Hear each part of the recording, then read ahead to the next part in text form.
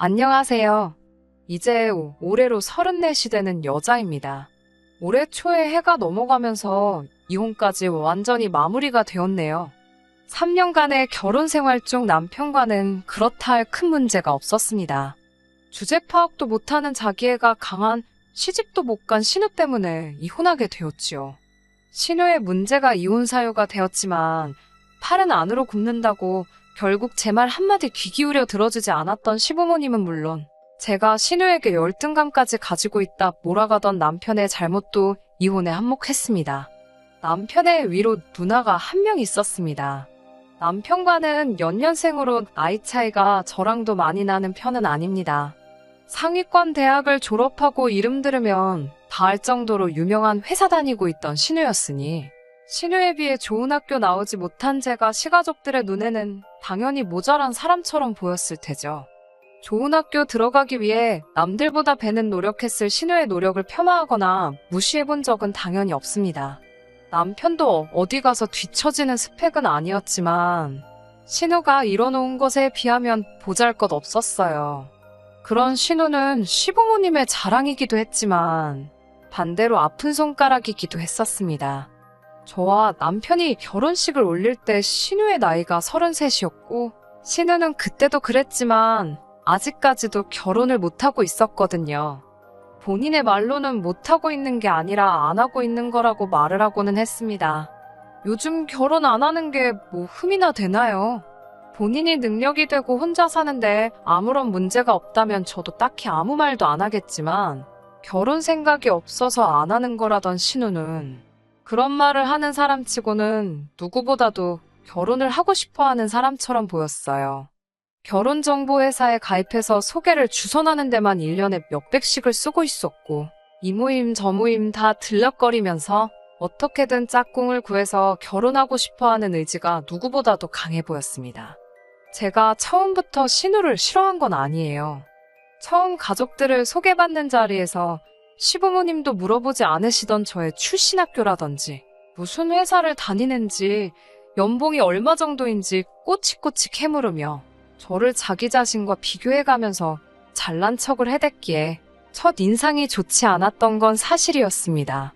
하지만 그때는 남편이 이혼하기 직전처럼 신우 편을 들던 게 아니라 제 편이었으니 저에게 귀뜸해주기를 누나가 시집을 못 가서 저런다고 자기보다 일찍 결혼하는 우리한테 배 아파서 저러는 거라 이해해달라고 말해줬었거든요. 신우의 행동들이 거슬리기는 했지만 저도 나름 그런 행동들이 신우가 자신의 자존감을 회복하기 위한 방법 중에 하나라고 생각하며 최대한 이해해주려고 애를 썼습니다. 하지만 참는 것도 한두 번이지 계속해서 저를 걸고 넘어지니 저도 인내심에 슬슬 한계가 오기 시작했어요. 제가 졸업한 학교가 신우가 다니던 학교보다 유명세는 떨어질지언정 그리고 제가 다니는 회사가 신우가 다니는 회사보다 연봉을 덜 줄지언정 저는 제 삶이 힘들고 불편하다고 생각한 적 한 번도 없거든요. 그런데 굳이 자기 남동생의 아내를 까내려야만 속이 후련했는지 계속해서 자기 잘난 이야기를 하는데 들어주는 것도 하루 이틀 일이지. 이대로 가다간 제가 한번 뒤집어 엎어도 없겠더라고요. 그러다가 남편에게서 신우가 이미 몇 년 전부터 결혼정보회사에 가입되어 있다는 소식을 듣고는 그때 확신이 든 게 신우가 남자가 없어서 저러는 게 아닌가 싶은 생각이 들었습니다. 신우가 성격이 괴팍하긴 하지만 어쨌든 좋은 회사 다니며 연봉도 높은 편이니 경우에 따라서 신부감으로 모자라는 점은 딱히 없다고 생각했어요. 신우의 저런 만행도 신우가 남자가 생기면 다 끝날 거라고 생각해서 결혼정보회사에서 소개를 받고는 있긴 하지만 저도 같이 도와주면 좋겠다는 생각에 저도 발벗고 나서서 소개해줄 사람을 찾기 시작했습니다. 어렵게 저도 주변 사람들 연줄 통해서 신우와 만날 법한 남자들 여러 명을 소개시켜줬는데 이대로 가다가는 신우가 결혼하기도 전에 제 평판이 바닥에 떨어질 것 같더라고요. 자기애가 강한 신우는 웬만한 남자들은 눈에 들어오지도 않는 듯 보였습니다.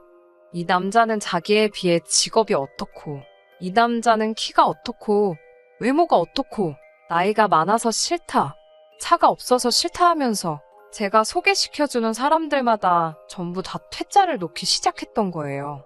제 주변 지인들까지 소개시켜주기도 했지만 그 사람들이 하나같이 하는 말이 신우가 눈이 아주 많이 높다고 하는 말이었습니다. 그리고 또 자기애는 뭐 그렇게 강한지 아주 자기 잘난 줄만 알고 매너가 하나도 없다고 하더라고요. 신우의 외모가 남자들을 정신 못 차리게 할 정도로 경국지색도 아니고 그렇다고 나이가 어린 것도 아닌데 바라는 건 뭐 그렇게 많은지 모르겠다고. 신우가 학교도 좋고 회사도 좋고 하지만 전문직 여성들에 비하면 돈도 쓸어 담을 정도로 버는 것도 아닌데 주제 파악을 저렇게 해서야 어디 결혼하겠냐는 말까지 들어야 했습니다. 제가 신우의 짝을 찾아주기 위해 백방으로 노력해봤지만 세상 그 어떤 남자를 데려다 놓아도 신우의 눈에는 차지도 않을 것 같아서 저도 몇 번 더 소개시켜주다가 중도 포기하게 되었어요. 그 이후에는 저도 신우한테 질려서 신우와 교류하는 횟수를 거의 줄였습니다. 그때까지만 해도 남편의 서포트가 있었기 때문에 신우를 마주치는 건 명절 때 몇 번 말고는 거의 없었거든요. 그래서 제가 신우에게 남자를 소개시켜주는 걸 포기한 이후로는 자주 만나지도 않아서 직접적으로 저의 삶에 크게 해를 끼친 적이 없었습니다. 신우가 결혼하겠다고 나대기 시작한 작년 초가 시작되기 전까지는 말이죠. 새해가 밝은 날 시댁에 방문했는데 신우가 그날 현재 좋은 만남을 가지고 있는 사람이 있고 아마 잘 될 것 같다는 식으로 처음 가족들 앞에 말을 꺼냈습니다.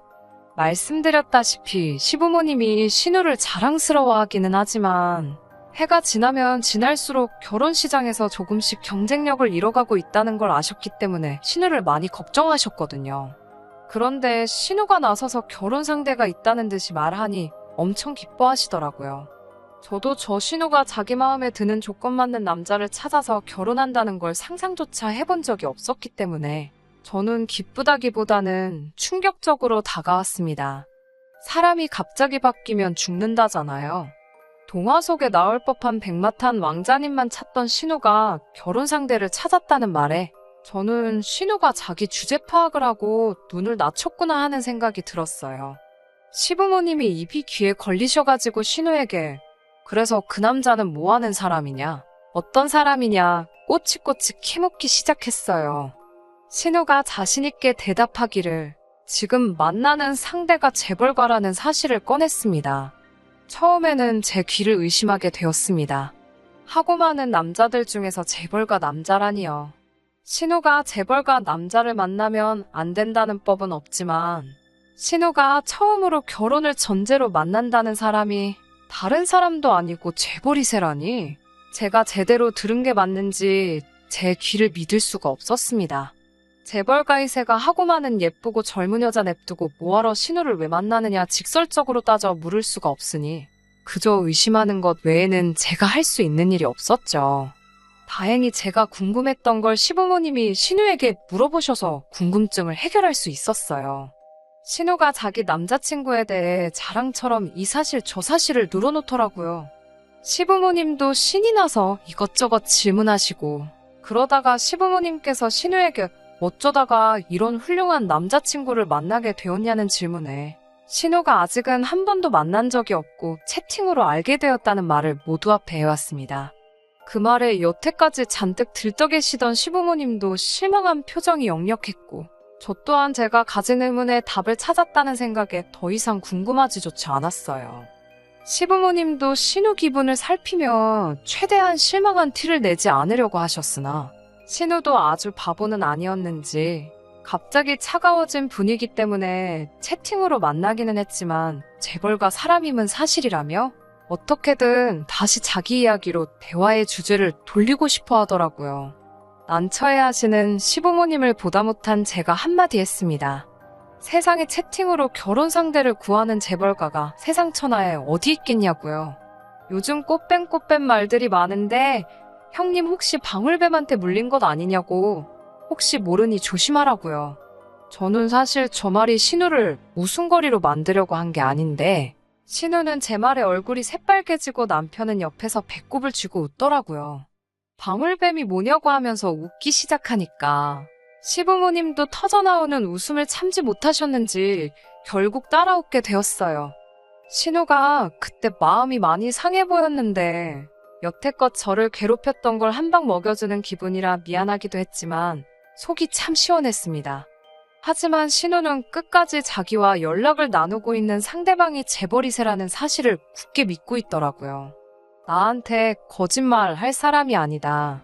너가 이 사람을 알기나 하냐면서 방방 뛰는데, 그래서 저도 신우에게 하나의 가능성을 이야기한 것뿐이니 조심했으면 좋겠다는 취지에서 말한 거지 웃음거리로 만들려던 생각은 없었다고 다시 한번 원래 말한 목적을 설명해줬어요.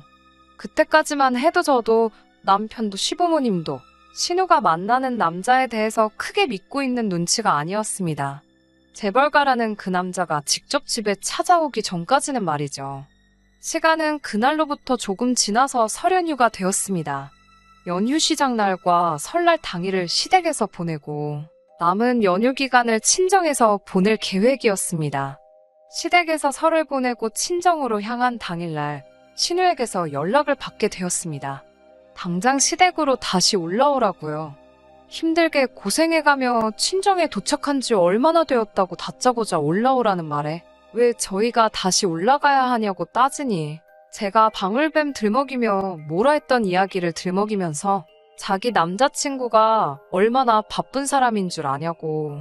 그런데도 너 같은 의심병 환자들 때문에 연휴에 힘들게 시간 내가지고 지금 시댁에 방문하기로 했으니 너네도 와서 얼굴 한번 보고 겸사겸사 그날 일을 자기한테 사과도 하라 뭐 이런 전화였습니다.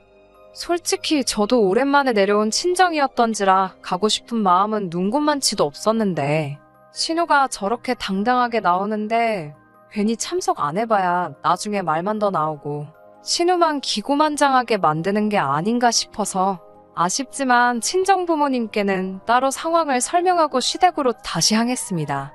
가는 도중에 목적지가 변경이 되어서 시댁이 아니라 서울 한복판에 있는 5성급 호텔로 향했어요. 연락을 받고 간 곳은 그 호텔 안에서도 예약하기가 그렇게 힘이 든다는 레스토랑이었습니다. 한 사람 앞에 식사 가격도 가격이지만 명절 연휴에 어떻게 예약을 해낸 건지가 더 궁금해지더라고요. 갔더니 시부모님과 신우, 그리고 신우의 남자친구는 이미 자리에 앉아 있었고 당시에 방역수칙 때문에 저와 남편은 조금 떨어진 곳에 따로 자리를 하게 되었습니다. 잠깐 신우와 신우 남자친구가 와서 인사를 하는데 신우 남자친구는 인물도 훤칠하고 매너도 엄청 좋았습니다. 나이는 남편과 비슷해 보였는데 솔직한 마음은 재벌가라는 사실을 빼고 보더라도 저 정도 남자가 뭐하러 신우 같은 사람을 만나느냐 하는 느낌이 컸어요. 식사하면서 멀리서 신우네를 바라보는데 둘이 나란히 앉아있는데 그 기가 센 신우가 냅킨으로 남자친구 입 주변도 닦아주고 쩔쩔매는 꼬라지를 보니까 웃기지도 않더라고요. 세상에 저렇게 안 어울리는 한 쌍이 있나 싶었습니다. 그러니 저는 솔직히 의심이 점점 확신으로 바뀌기 시작하고 있었는데 시부모님이나 남편은 저와는 다른 생각이더라고요. 남편도 밥 먹는 내내 또 우리 누나한테 꼭 사과해야겠다 하면서 제가 새해 첫날에 신우 남자친구를 부정하면서 의심했던 걸 가지고 한마디 하더라고요. 시부모님도 그 이후부터는 우리 예비사위가 하면서 이미 두 사람이 결혼을 할 것이라고 확신을 갖고 계신 눈치였어요. 식사가 끝나고 시부모님은 택시를 잡아서 집으로 보내드리고 젊은 사람들끼리 뭉치자고 하면서 어디로 향하더라고요. 도착한 곳에서 메뉴판을 보니 술 한 잔에 무슨 몇만 원씩 하는 비싼 고급 술집이었습니다. 자주 오는 곳인지 신우 남자친구를 향해 직원들이 반갑게 인사도 해주더라고요. 남편은 이미 자기한테 재벌가 매형이 생긴다고 신이 난 분위기였습니다. 술자리가 끝나고 나서는 저희가 택시를 잡고 집에 돌아가려는데 굳이 저희를 불러세워서는 자기는 대리기사를 불렀다고 기다려달라는 겁니다. 그러고선 자기 자동차를 보여주는데 자동차를 보여줄 때는 신우보다 오히려 제 남편이 더 좋아하더라고요. 그도 그럴 게 남편이 언젠가는 꼭 타보고 싶다던 차값만 해도 몇 억에 달하는 외제차였거든요. 집에 돌아가는 택시 안에서 남편은 누나가 또 저런 능력이 있는 줄은 몰랐다면서 감탄사를 연발했어요. 누나가 인기가 없던 게 아니고 재벌집 같은 데서는 먹여주는 스타일이라서 평범한 남자들은 누나의 아우라에 밀렸던 거 아니겠냐고 하는데 참 어이가 없었습니다. 신우가 처음 남자가 있다고 했던 날에 저는 도무지 믿을 수 없었지만 실제로 제 눈으로 똑똑히 봤으니 아무 말도 할 수가 없었습니다. 하지만 저는 아무리 생각해도 아니라는 생각이 들었어요. 아무리 사랑이 모든 걸 초월한다고 하지만 신우와 그 남자를 나란히 두고 보면 여태까지의 저의 가치관이나 세상이 무너질 정도로 안 어울리는 한 쌍이었으니까요. 안 어울리는 정도가 아니라 아침 드라마였다면 이런 말도 안 되는 커플이 어디 있냐고 어디 욕 한 바지 먹을 정도가 아닌가 하는 생각이 들 정도였습니다. 아무튼 신우의 남자친구를 처음 소개받은 이후로는 신우의 남자친구와 저희 부부에서 자주 시간을 보내게 되었습니다. 신우의 남자친구는 자기가 재벌가라고만 소개했지 어느 재벌이라는 걸 밝히지 않았어요. 신우도 정확히는 모르는 것 같더라고요. 아무리 비싼 술을 마시고 비싼 레스토랑에서 식사를 하고 값비싼 외제차를 끈다고 해도 굳이 그 사실을 숨겨야 할 이유는 따로 없다는 생각이었어요. 제가 끈덕지게 물어보니 신우 남자친구가 자기가 말 못할 사정이 있다며 이유를 구구절절히 설명해 주더라고요. 자신이 재벌가 출신은 맞지만 서자 출신이라서 세상에 알릴 수가 없다고요. 자신의 존재가 세상에 알려지면 아버지가 여태껏 일궈놓은 기업의 근간이 뿌리채 흔들릴 수도 있으니 조심하고 싶다고 합니다. 첩 출신인 어머니한테 누를 끼치고 싶지 않다고 하기도 하고요. 그나마 다행인 건 아버지의 친자식들이 다 흐리멍텅해서 나중에는 자기가 승계순위에 들어갈 수 있을 거라고. 자기 집안이 정 궁금하면 모자란 자식들을 데리고 있는 재벌 집안을 검색해보라고 말하더라고요. 신우도 이 말은 처음 들었나 봐요. 그 말을 듣고 그동안 얼마나 힘들었겠냐며 눈물까지 보이더라고요. 신우가 언제부터 저렇게 공감 능력이 좋았는지 참 어이가 없었는데 돈은 많아 보이지만 저렇게 숨기는 게 많은 것이 저는 솔직히 신뢰하지 못할 사람이라는 생각이 들었어요. 아무튼 그렇게 자주 같이 시간을 보내다가 신우 남자친구의 아버지가 급한 회사 인수합병 문제 때문에 자기가 한동안 해외에 나가 있어야 할 것 같다는 소식을 전해왔습니다. 당분간은 해외에서 머물러야 할 것 같다고 작별 인사랍시고 서울이 한눈에 들어오는 호텔방까지 잡아줘서 송별 파티까지 열었습니다. 다음날 아침에 저희 남편한테 부탁해서 외제차를 맡겨주고는 공항까지도 바래다 달라고 부탁을 했어요. 출국 수속이 끝나고 비행기 타러 나가는 모습까지 보여주고 신우의 남자친구는 한국을 떠났습니다. 돌아오는 길에는 외제차가 아니라 지하철을 타고 돌아와야 했는데 남편은 자기 드림카를 몰아봤으니 인생의 소원을 성취한 것 같다며 엄청 벅차올라 있더라고요. 남자친구가 있는 동안은 신우가 저한테 스트레스 주는 일이 없었는데 남자친구가 한국을 떠나자마자 다시 저를 걸고 넘어지더라고요. 사실 남자친구가 그렇게 신뢰가 가지 않는다고 말을 제가 먼저 꺼냈으니 제가 먼저 신우 심기를 건드린 게 맞긴 한데 신우는 그렇게 소시민같이 사니까 인생에 발전이 없는 거라면서 남자친구가 돌아올 때 몸 명품 가방을 사오기로 했네. 어쩌네 자랑처럼 떠들더라고요. 제 월급으로는 평생 가도 들지 못할 만한 가방이라고요. 거기까지 다 좋았었는데 문제는 신우의 남자친구가 한국을 떠난 지 2개월이 지나고 나서 일어났습니다. 평소처럼 한가한 주말을 보내고 있었는데 시부모님이 가족회의를 한답시고 저희 부부를 소집하셨어요. 무슨 일인가 부랴부랴 시댁에 도착을 했더니 신우가 앞뒤 다 잘라먹고 다짜고짜 저희한테 돈이 얼마나 있냐고 물어보더라고요. 갑자기 돈 이야기를 꺼내니 조금 조심스러울 수밖에 없었는데 남편이 적금 깨면 4천만 원 정도 있다고 곧바로 저희 재정 상태를 오픈하더라고요. 시어머니가 그걸로는 택도 없겠다고 말하면서 저희가 지금 살고 있는 집이 얼마인지까지 물어보시는데 그때부터 뭔가 예감이 안 좋기 시작했습니다. 남편은 그게 뭐 숨길 일이냐면서 현재 저희 집이 시세가 얼마고 얼마 정도 한다고 전부 다 말했어요. 아니나 다를까 안 좋았던 촉이 그대로 들어맞았습니다. 신우는 그러면 저희 적금을 깨고 집을 담보로 3억을 대출받아오면 되겠다고 하더라고요. 그래서 제가 중간에 말을 끊었습니다. 무슨 일인지 말도 안 해주고 다짜고짜 3억을 대출받아오라는 게 무슨 소리냐고 물었어요. 신우가 잔뜩 짜증이 난 표정으로 저한테 설명을 해주더라고요. 남자친구가 곧 있으면 한국에 들어오게 되어 있는데 몸이 안 좋아서 검사를 받았더니 양성이 떠서 지금 그쪽에서 발이 묶여버린 상황이라고요.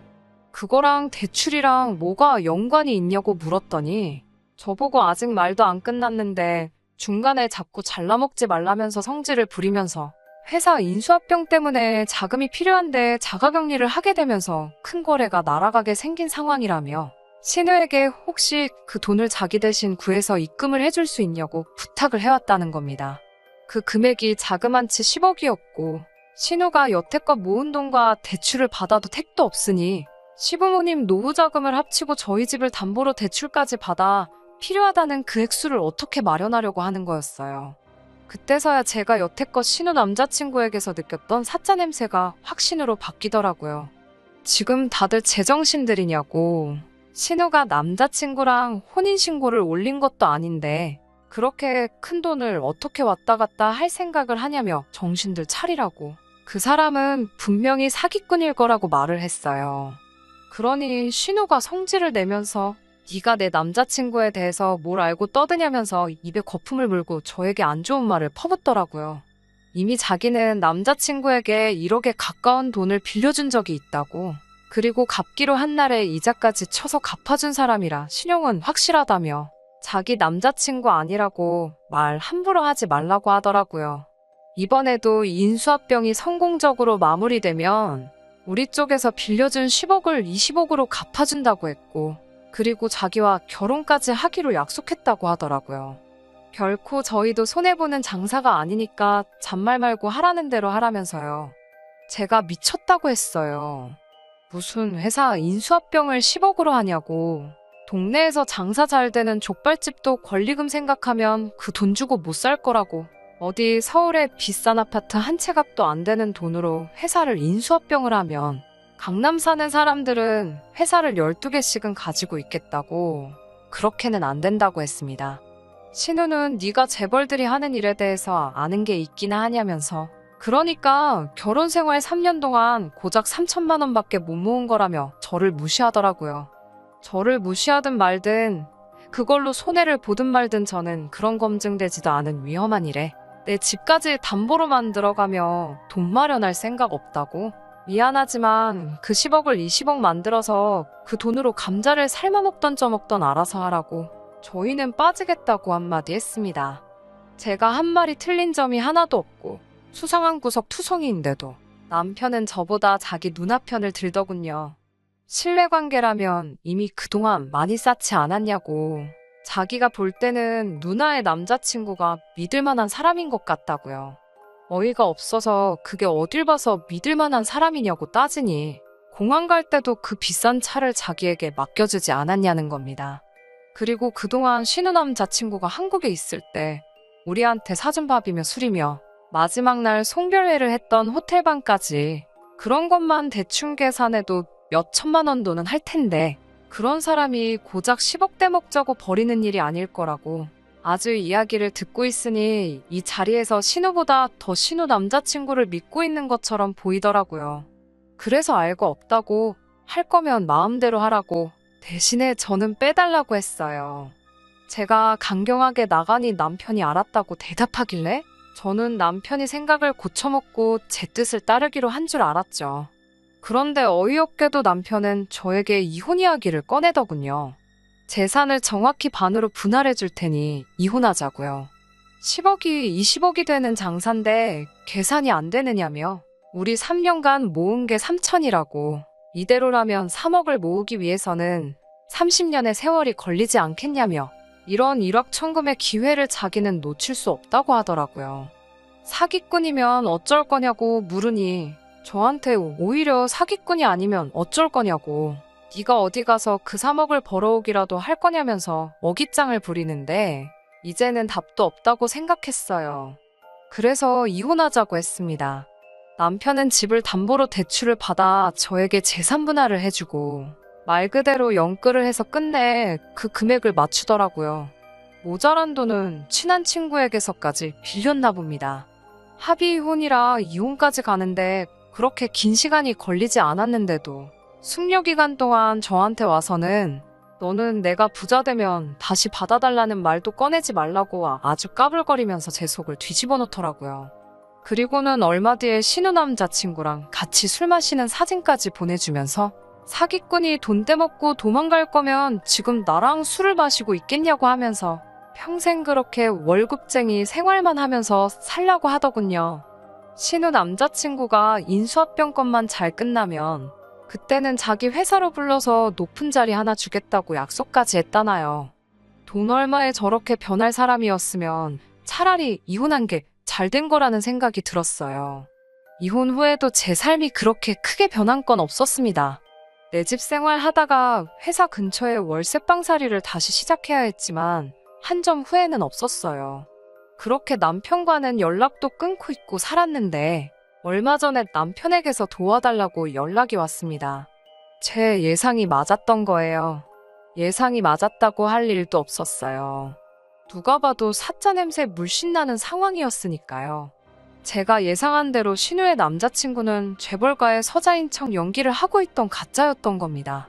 경찰서에 갔더니 신우 말고도 그 남자에게 결혼을 빌미로 돈을 떼먹힌 사람이 한두 명이 아니었다고 하네요.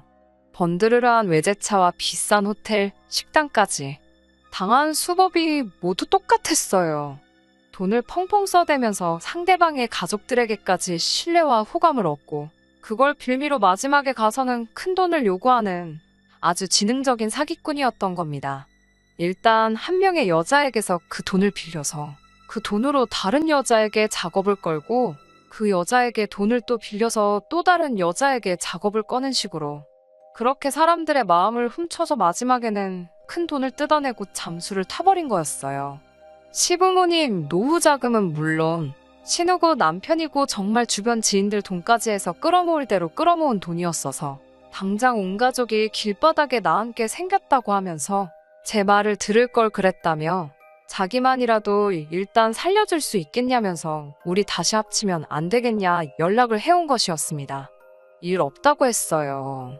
이제 와서 용서를 구하기엔 너무 늦은 거 아니겠냐고 나한테 큰 소리 치고 떠난 게 있으니 그 이후 일은 저를 연관짓지 말아달라고 하고 연락을 끊어버렸습니다.